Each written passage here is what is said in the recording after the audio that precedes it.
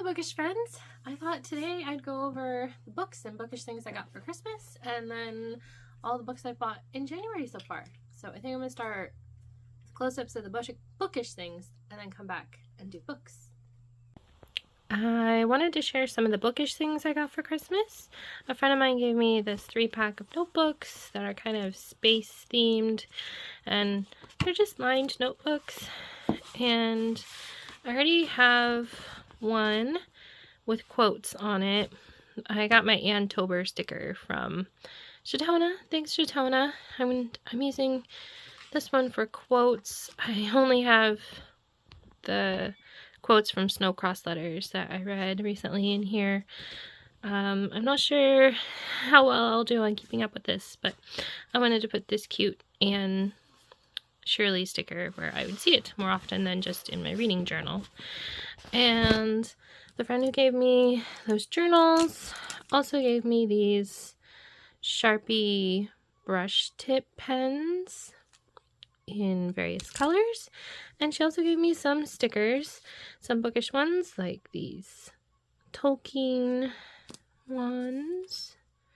She also gave me a lot of these animals in teacup stickers that are just adorable, and I have already put a few of these in my reading journal. And then I also got this 4-pack of highlighters in a pastel kind of color scheme.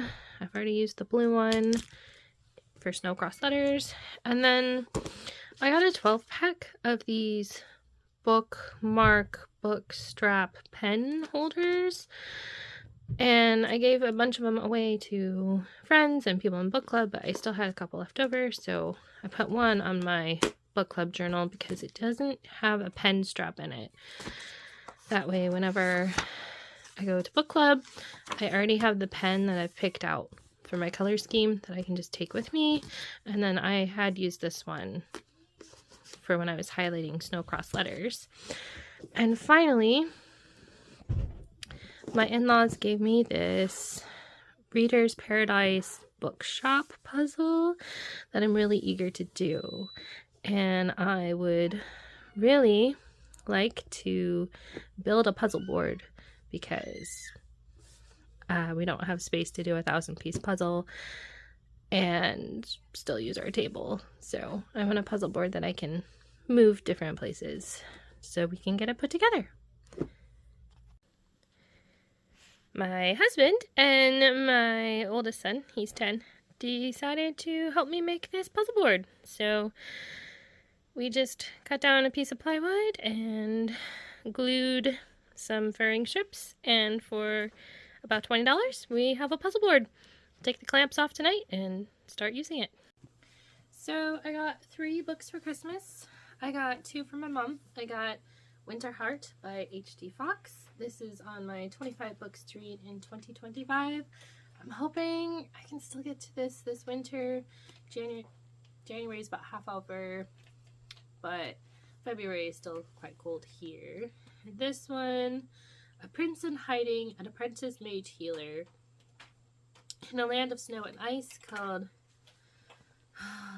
Era?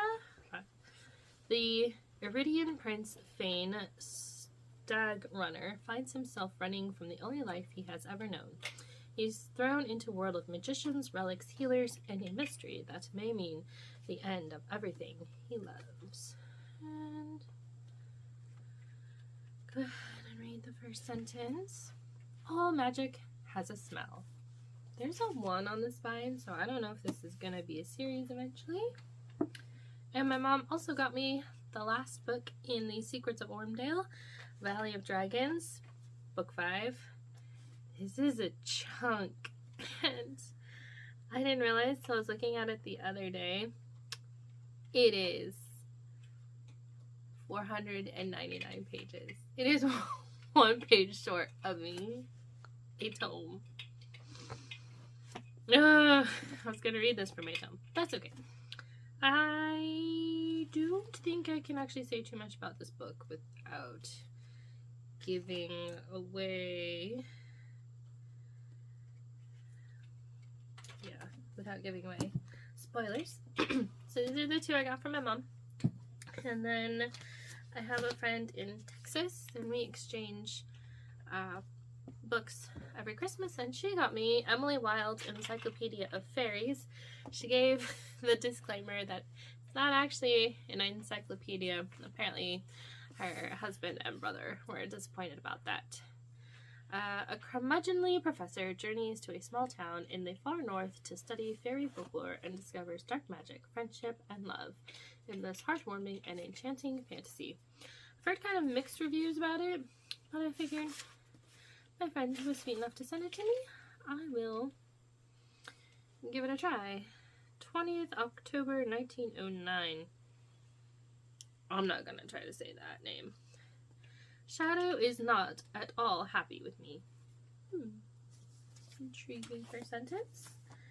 And then I did buy a few books. I had drawn to buy a book and read it within 30 days of receiving it, so I went ahead and bought the January book for I think it's Travel to Distant Lands Book Club, because I don't think my library has this.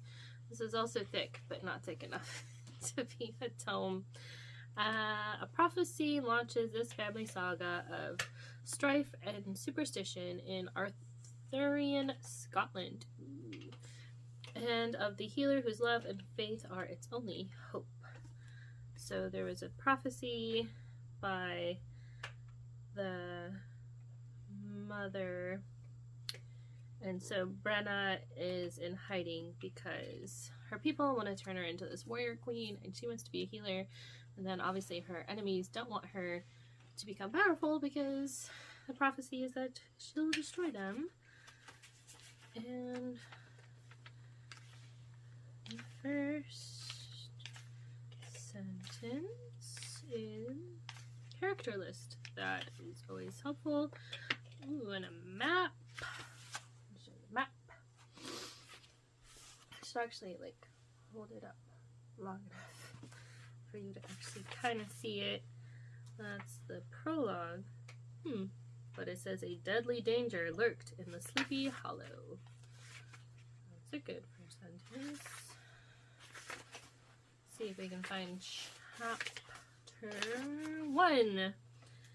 Although cold enough to frost one's breath, the day was as fair as the general mood of the gathering at the keep of Glenarden. And with that one, I bought a copy of The Myth Makers because my library only has this as an ebook, and ebooks don't tend to work very well with graphics like this. I don't know if this, so this is about the friendship between C.S. Lewis and Tolkien. Have you ever read about a magical place like our world, and yet otherworldly, that seemed so real you longed to step inside it?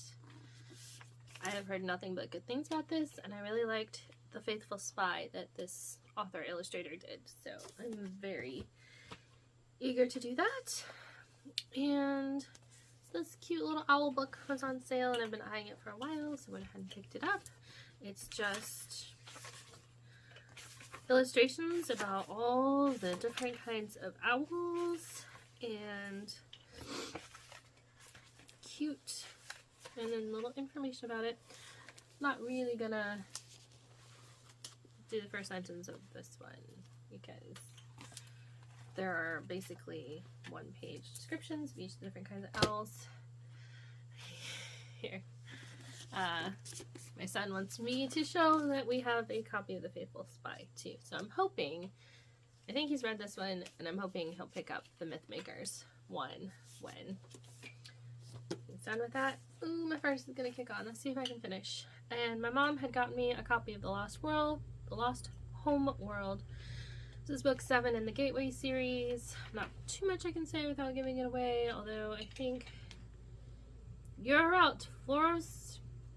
First, must be playing a game. I only have one more book to get in this, and then I'll have the whole series, and then I think I only have the one before this one, and the last one to read, and then I'll be done with the series. Okay, I have to refilm this last bit because my furnace kicked on. 'Tis the season. It has been cold this week. Our highs have been about 15 degrees Fahrenheit, which I think is about negative 14 or 15 degrees Celsius, and our low has been about 2, which I think is about negative 16, negative 17 degrees Celsius. So yeah, furnace is running a lot. And then my final book is Beyond Mulberry Glen. This is by Waxwing Books, and I actually pre-ordered this because I've been wanting to support this company for a while, and so I have decided to use my book budget to do that. This cover is gorgeous. And on the back there's a little owl and a little fox, and the chapter illustrations are cute. But 11-year-old Lydia Green doesn't want anything to change. She lives happily in Mulberry Glen with her mismatched family of a fairy guardian, a philosopher, and twin troublemakers known as the Z's. Now rumors swirl about the darkness, a powerful force that dwells in the forest Tenebrae.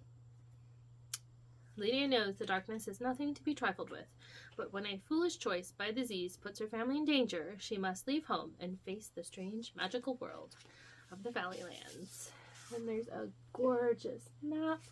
I love that there's a castle called the Libraries. Oh, I'm so looking forward to this book. And the author wrote this when she was younger, and then she reworked it for Waxwing. See the cute beginning illustrations. Try to hold that up longer. Our tale begins on a merry morning in autumn. Does this mean I have to wait until fall? I don't know. So, I have been buying a lot of books lately, and my number keeps creeping up, so I might be buying faster than what I am reading, and I don't want that, especially because I'm running out of space. So I've actually set a challenge, a limit on myself, that I have to read 10 of my owned unread books before I can order any more books for myself. I've finished 2 so far, and it's already halfway through January. And 2 of the books on my TBR for this month are rereads. So, yeah. I do have some exceptions. I can buy whatever ebooks I want because they don't take up any shelf space.